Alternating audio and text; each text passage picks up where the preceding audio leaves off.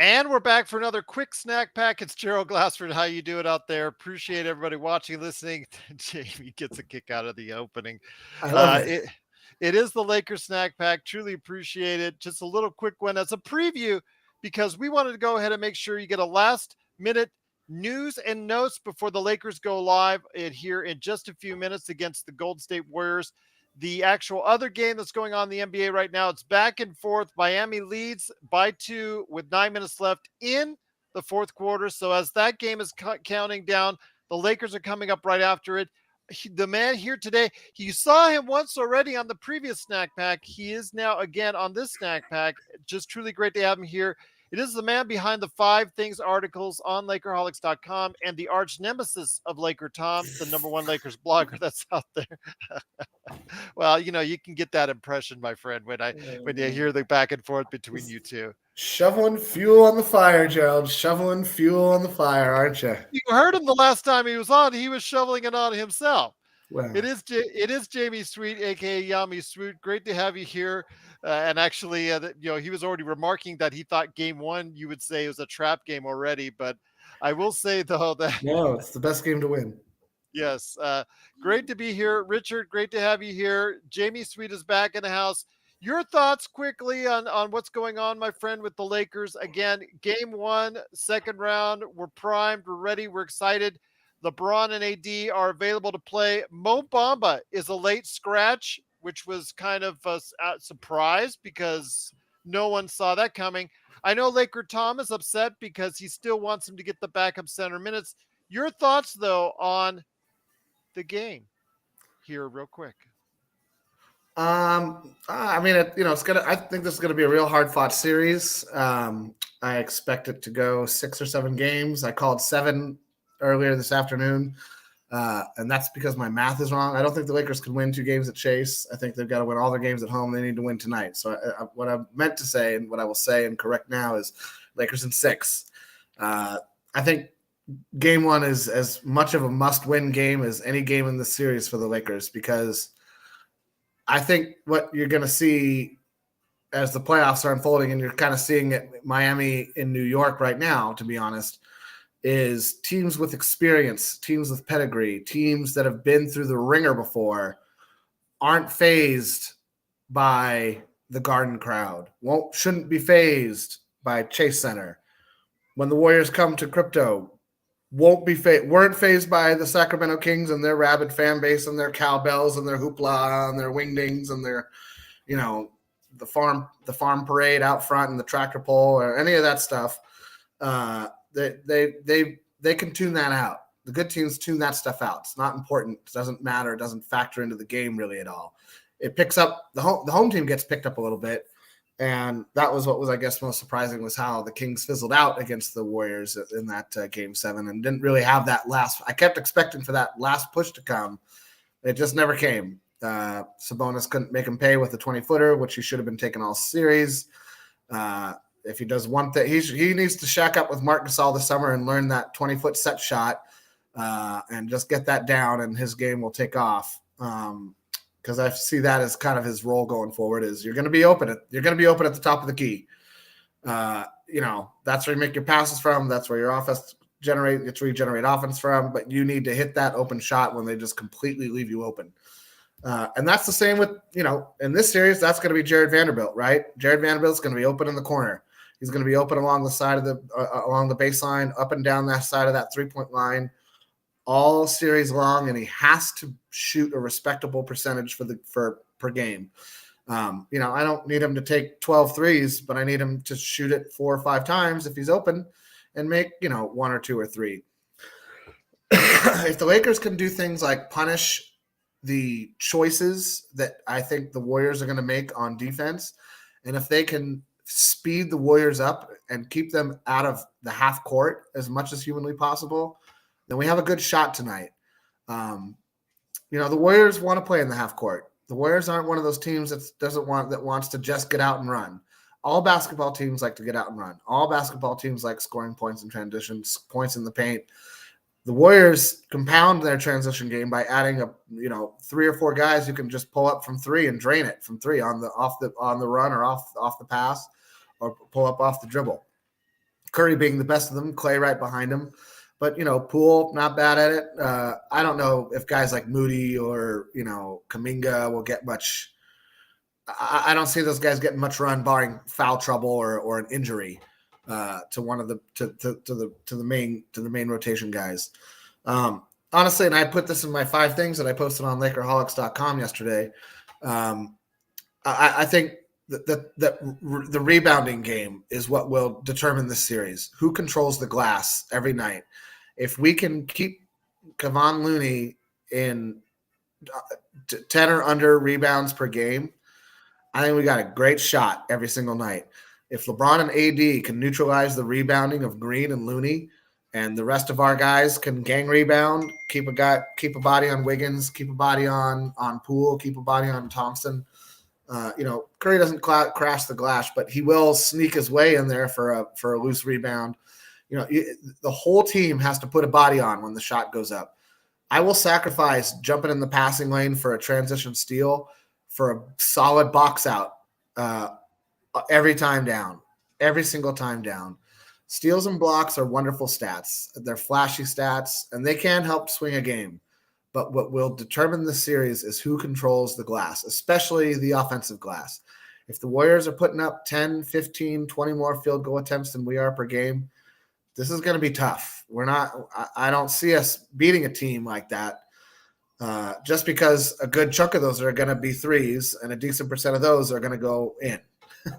And we are not a great three-point shooting team. The lazy LeBron 3, 22 seconds into the shot clock because he just was tired. We can't be taking those this series. Really, the rest of the season. I get it. We're going to get 1 or 2 a half. That's just that's LeBron at this stage in his career. But we can't. That's the shot the defense wants us to take. They want the lazy LeBron 3. They want the corner 3 by Jared Vanderbilt. They do not want AD in the paint. They do not want LeBron going downhill towards the basket. They will take D'Lo with his crafty, scoopity left-handed shots from all over the court. They'll take that. They'll take that punch all series long. It's up to D'Lo to make that punch a little bit more significant. And here's hoping he's up to the task. And then guys like Reeves and Hachimura have to continue to shine in an environment that they've never really been in before. I think that was what we saw in Game 7 against Sacramento. I think a couple of those guys who had really, never been to the playoffs or never seen a meaningful role in the playoffs, didn't really have it in them to rise above. And it's going to be interesting to see if the Lakers guys who have never been in this situation before have it in them, or if, those Hachimura shots that we relied on so very much, especially in Game 1 of the Memphis series, don't fall in this series. So I'm hoping they do. I'm hoping these guys all have it in them to find that next gear, take that next step. But that's hope. So we're going to see what happens tonight. What happens tonight. I really do think this is our best shot to win a game at Chase Center. The Warriors are coming off of, a huge emotional victory, 7-game series, Steph's 50-point game, making history, yada, yada, yada, yada. Punch him in the face now. Punch him in the face right now tonight and punch him hard. And then punch him again for good measure. And take this Game 1 and put the pressure on the Golden State to win at Crypto, and then guard your home court as if your playoff life depends on it, because guess what? It does. Once again, it's the Lakers Fast Break. It's a quick snack back before Game 1 of the second round of the NBA playoffs between the Lakers and Warriors. Jamie, I want to ask you this. That's something you mentioned on that was approached to Steve Kerr about the possibility who has the advantage in Game 1. And he said because the Lakers have had more than a couple of days off and that the Warriors have just finished their game in such an emotional game, he said they're in a rhythm. He said that they have the advantage going into Game 1.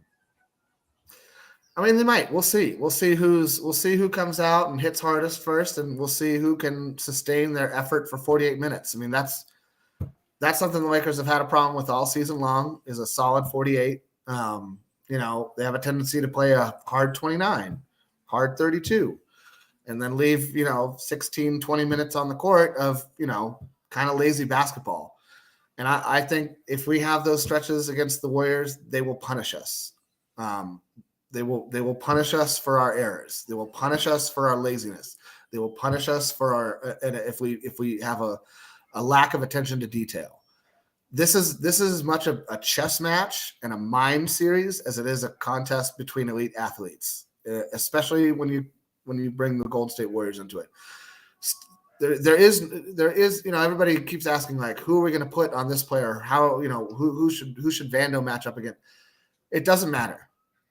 The Warriors will move the ball to exploit your weakest defender, and to be honest, that's either going to be D'Angelo Russell or LeBron James at this point. And it doesn't make me happy to say that, but that's just the reality. LeBron's not moving great on defense. He's not. He closes out sometimes. He rotates sometimes, but he's just as often just gonna his feet just aren't gonna go. And I think he's definitely still dealing with a foot injury. People are talking about how healthy the Lakers are, and I don't think the Lakers are 100% healthy. Nobody's 100% healthy, but I think that because, when you watch LeBron's shots, there is definitely something wrong with that foot because he's not getting his legs under him right.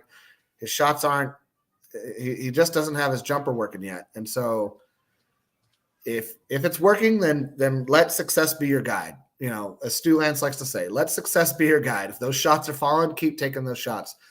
If the shots aren't falling, you got to adjust, and you got to adjust fast. You cannot wait a whole game and be like, oh, man, I guess that whole game – my 3-point shot didn't fall the whole game, and boy, we lost by 12. And we'll get it. You're done. The Warriors will exploit. The Warriors team punishes errors with malicious intent, and when they do that, they win. So my hope is that we can avoid, keep turnovers low, win the rebounding game. Pay attention. Don't let the little things slip through the cracks. Dot your I's, cross your T's, put the little line at the end of the Q. Get it right, and get it right often.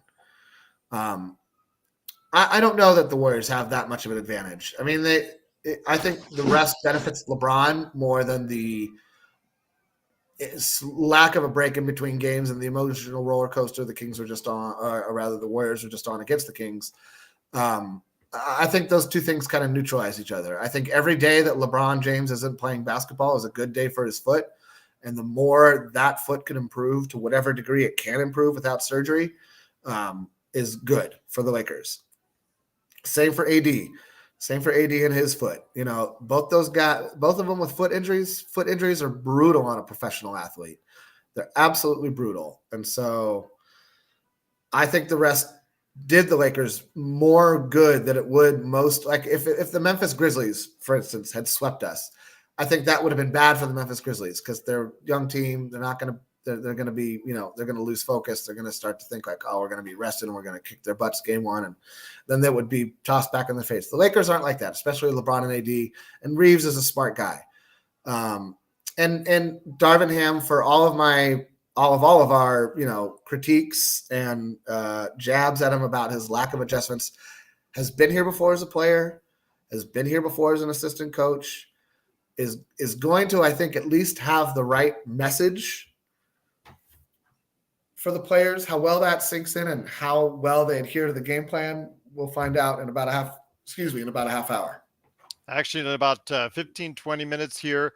Once again, it is the Lakers Fast Break. Quick snack pack for you right here just before the game. I want to go ahead and bring in Laker Nick, who's a great part of our Playback.tv/Lakers Fast Break stream coverage. Great to have you here, Nick. I know you're going to be on with Joe. I'll be on a little bit later as well. So, as far as the Playback.tv/Lakers Fast Break is concerned, I believe Sean Grice as well.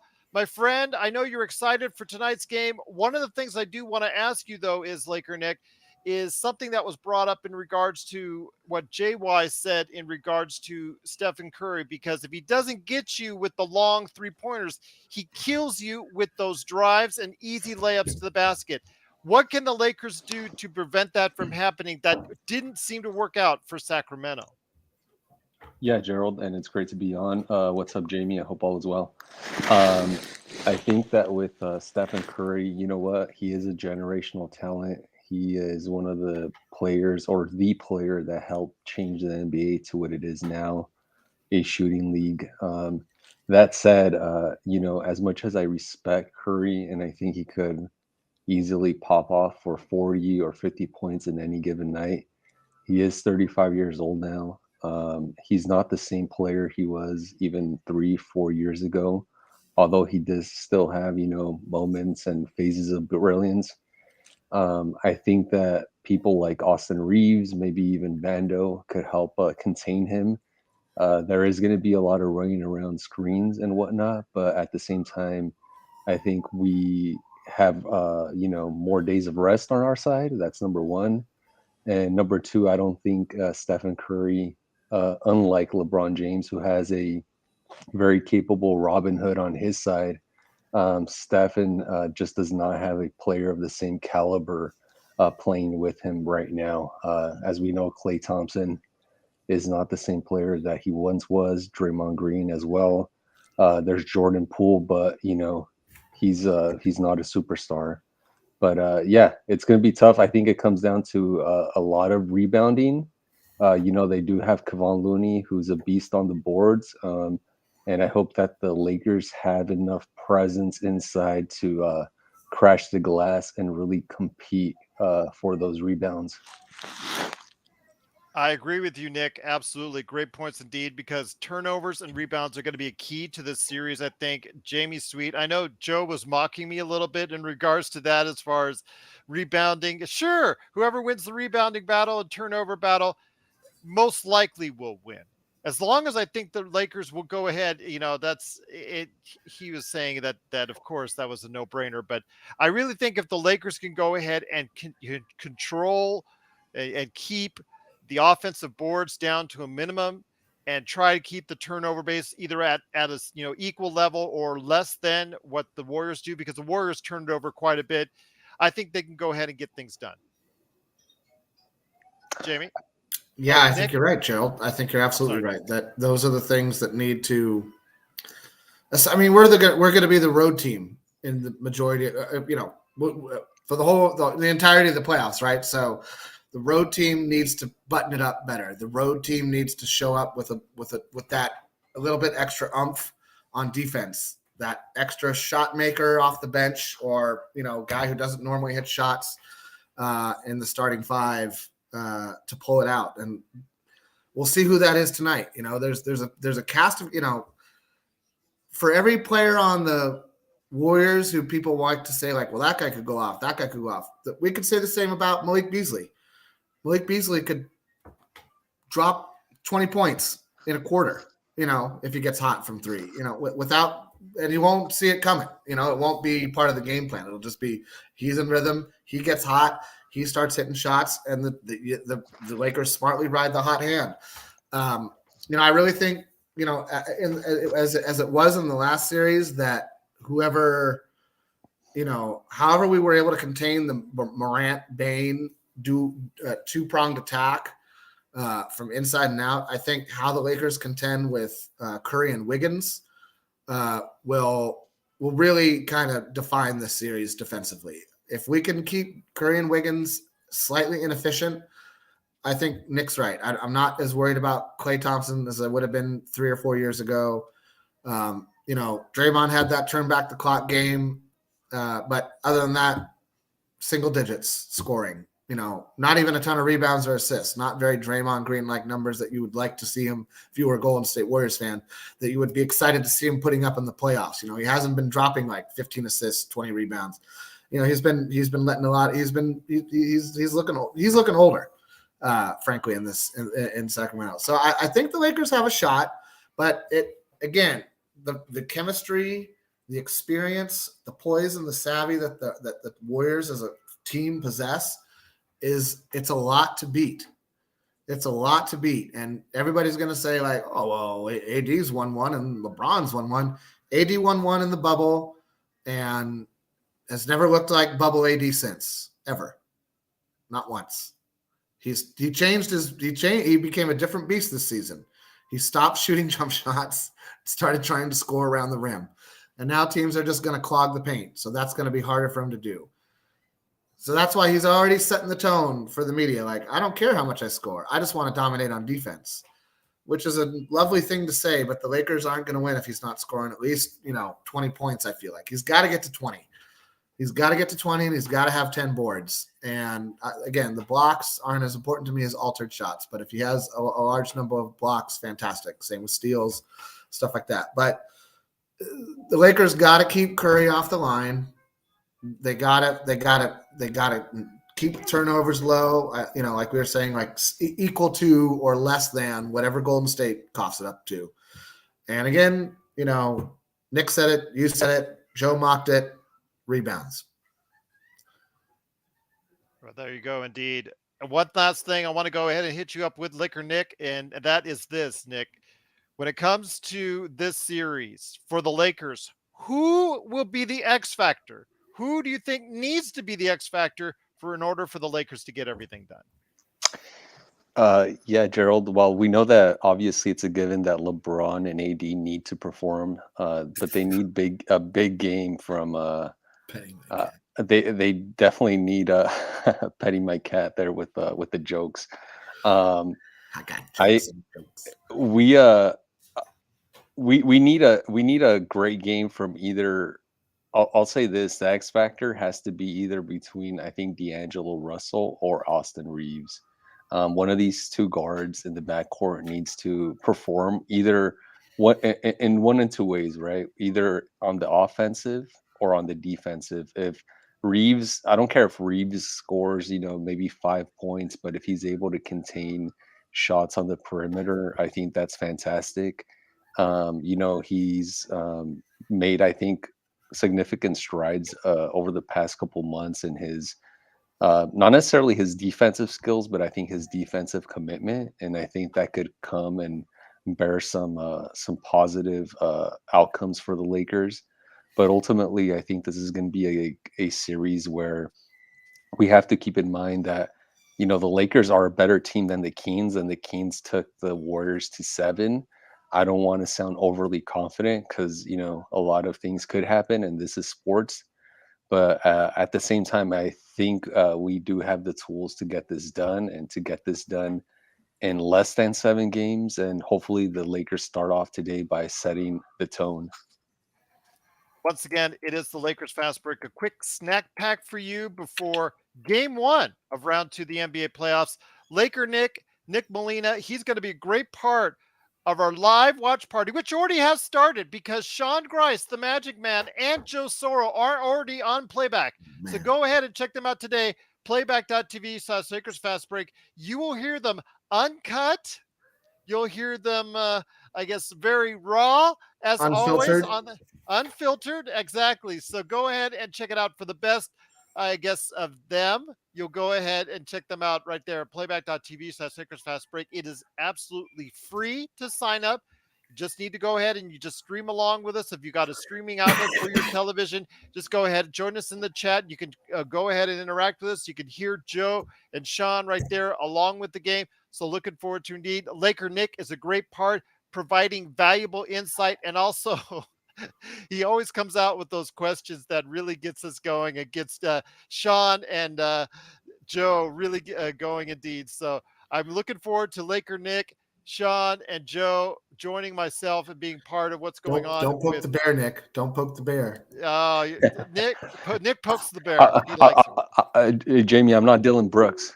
Well, you're not in Indonesia next year either. So yeah. No, I think Shanghai. The Shanghai Sharks has been the most commonly associated. Dwight? Isn't that where Dwight's playing? Yes, absolutely. So they'll get along great. I've been watching the memes on Twitter all day. It's been very enjoyable to see. You kind of at some point you want to maybe start to feel for the guy, but then I go like this: Nah, you made your bed. You made your bed, buddy. Now you get to sleep in it. Well, it's coming down to the wire. Under 2 minutes remain. New York is up by 4, so it's almost game time for the Lakers and Warriors. We're going to we're going to let you go ahead and have a couple minutes to go ahead and grab some snacks, sit on the couch, get on the laptop or wherever you need to do to check us out on playback.tv/Lakers Fast Break. So please join today. Be part of the fun. Again, we already have Joe Soro and Magic Man Sean Grice already there. Laker Nick is going to be following not too far behind. I'll be there as well a little bit later on. So go ahead. Once again, I'll post the link right now one more time for you. Search and destroy. And great to have you here. Great to have everyone in the chat. Once again, it's playback.tv/Lakers Fast Break. Ask Joe questions about how much he appreciates and loves load management. Oh, yes, absolutely. He'll Get off the lawn. Yes, he'll go off on that for 10 minutes. Absolutely, indeed. Minimum. Yes. Minimum. Any last thoughts, guys, on game one before we head on out? Let's go, Lakers. Let's go. Let's go, Lakers, Gerald, and take care. And everybody in the chat, salute. Absolutely. Don't hold back. And don't forget post game. We're right here after the game. Hopefully, Nick and Jamie will join us with their thoughts on game one of the Lakers and Warriors. That's coming up right here in a couple of minutes. Join us on playback.tv. And of course, as always, thank you for joining this little snack pack, and go Lakers. Go Lakers.